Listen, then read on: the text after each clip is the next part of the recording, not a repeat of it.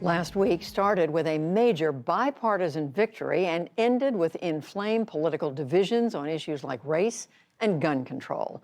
Amna Nawaz brings us analysis on what to expect this week. That's right, Judy. Major advancements for the Biden agenda on COVID and the economy were almost eclipsed by a controversial verdict in Wisconsin on Friday. Where does that put the president and his White House going into this holiday week? With me to discuss is Amy Walter of the Cook Political Report with Amy Walter and Tamara Keith of NPR. Welcome to you both. Nice to see you. Thank you. Let's just start where we left off there, Tam. I'll begin with you. The interview with Governor Christie there, a lot of prescriptions about the way forward for the Republican Party. What did you make of what he had to say? In essence, he's tying himself in a bunch of knots, trying to figure out, like so many Republicans are, how to navigate a Republican Party where Donald Trump is still a dominant force. And he's trying to speak truth to Trumpism. At the same time, he can't reject Trump because he can't be a never-Trumper, because then he'd lose all credibility with the people that he claims he's trying to persuade. It's a quandary that many Republicans who could see themselves running for president in 2024 find themselves in. Amy, That's exactly right. It's a quandary. It's a balancing act. It's an enigma. It's so many things we can wrap Maybe a that turducken? into. Very appropriate for this time of year.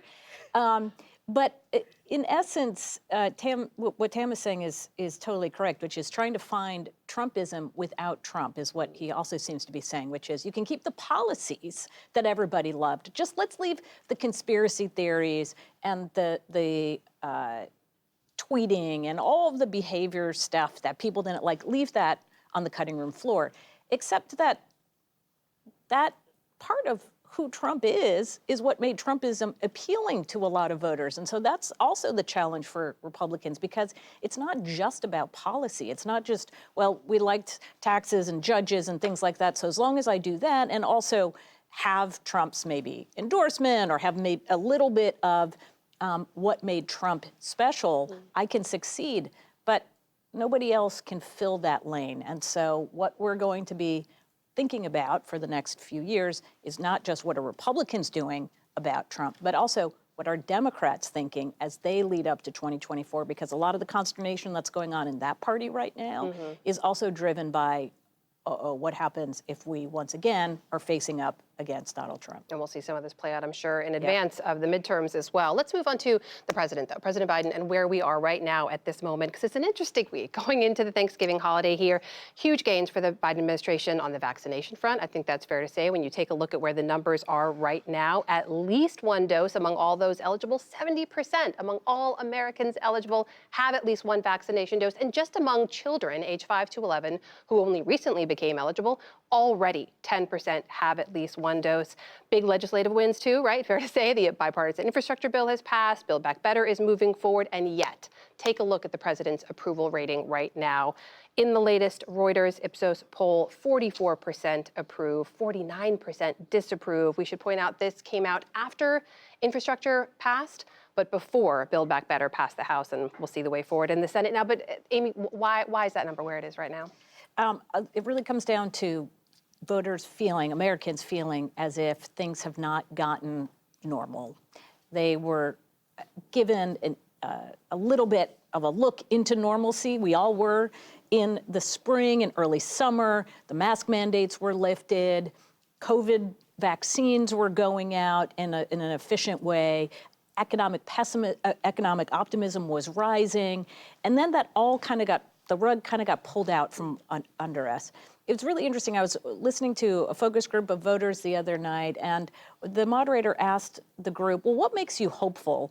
And one man said, there are just too many unknowns right now for me to feel hopeful. And so what he's citing is the worries about COVID, about vaccinating his young children, the rise in costs for his grocery cart and filling up his gas tank, and just this overall sense that things are not kind of back in a track that he'd like to see, including the disunity that we continue to see in this country and the anger and the vitriol that's playing out online, but we're also seeing it behaviorally in all different aspects of our lives. Sam, how do you see that number? Uncertainty, is that what's behind it? It's certainly the pandemic just not being over. Yeah. The numbers of cases on the rise again. The White House just today and CDC director and Dr. Fauci were trying to encourage people to have a good Thanksgiving. It's not, 2021 is not 2020, but the level of uncertainty is pretty high. And, back in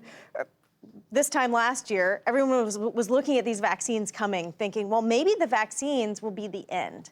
Right. And then the vaccines, it turns out, weren't the end. Mm-hmm. And the Biden White House is sort of having difficulty messaging what the future looks like, in part because it's really hard to predict what the future is going to look like. And so they haven't built, and not everything is about messaging, but a lot of people just want answers, and there really aren't answers. And as I said, we had a look at what normal was going to look like, and that's almost harder to recover from than just slogging through and saying, okay, eventually we'll get to the end. We had this glimpse, and then it was taken back. And I think that is the bigger sort of overlying thing. And you can't discount the inflation piece, which is a really, really big piece of all of this. Before we go, I just want to get you both to quickly weigh in on the fact that we had a presidential reaction to a court verdict last week. Of course, a lot of people were watching.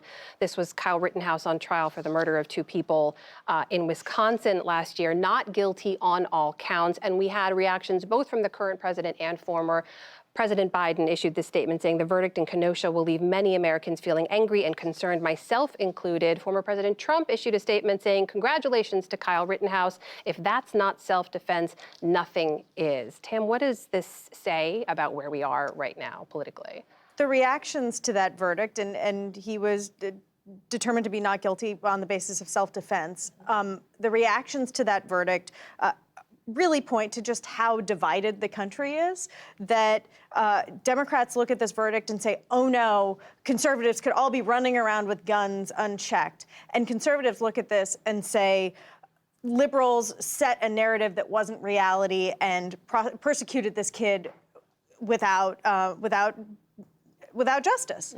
And so it is, it's just another piece of evidence among many that we're pretty broken right now. And I think, too, the question about the stability of our institutions and the lack of faith in institutions. And so if you're on the right, what you say is, police, the justice system, it's not working because some of the things Tam pointed out, because liberal prosecutors or defund the police rhetoric. I have to go protect myself now and my family. So I have a gun, I can go out and do these things. Liberals are saying, well, the system, yes, the justice system is broken. It's been broken for a long time. If you are somebody in this country who isn't white, it has never worked for you. And so we have in two separate ways, Americans saying the current system is broken, but the answer to it, of course, is very, very far away because the priorities are so very different. Sort of projecting your own political views onto the trial. And of course, another high-profile trial in Georgia, closing arguments today in the death of Ahmaud Arbery. We'll talk about that more another time, I hope. Amy Walter, Tamara Keith, always good to have you here. Thank you. You're welcome.